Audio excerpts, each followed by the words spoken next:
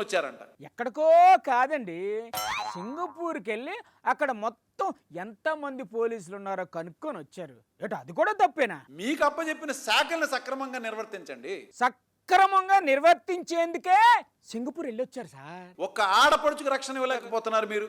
ఆడవాళ్ళ మీద చెయ్యి వేస్తే అదే వాళ్ళకి చివరి రోజు అని బాబు గారు బేస్ వాయిస్లో చెప్తారు కదండి, వినలేదా మీరు? అబ్బో, చంద్రబాబు నాయుడు గారు పెద్ద పెద్ద కళ్ళు చేసుకుని గొంతు బాగా పెద్దగా చేసుకుని ఆలోచన వస్తే భయపెట్టేస్తా అన్నాడు. ఏంది అది? అసలు నాకు తెలియక అడుగుతానండి, ఈ లెక్కలన్నీ ఎక్కడి నుంచి తీసుకొచ్చారు అది చెప్పండి ముందు. మా స్టాటిస్టిక్స్ కాదు, సెంట్రల్ గవర్నమెంట్, కేంద్రం, అది కూడా మీ కంట్రోల్లోనే ఉంది, మీతో పొత్తులోనే ఉంది. మీరేమో క్రైమ్ రేట్ 3 పెరిగింది అంటున్నారు, కేంద్రం కూడా డేటా ఇచ్చింది అంటున్నారు.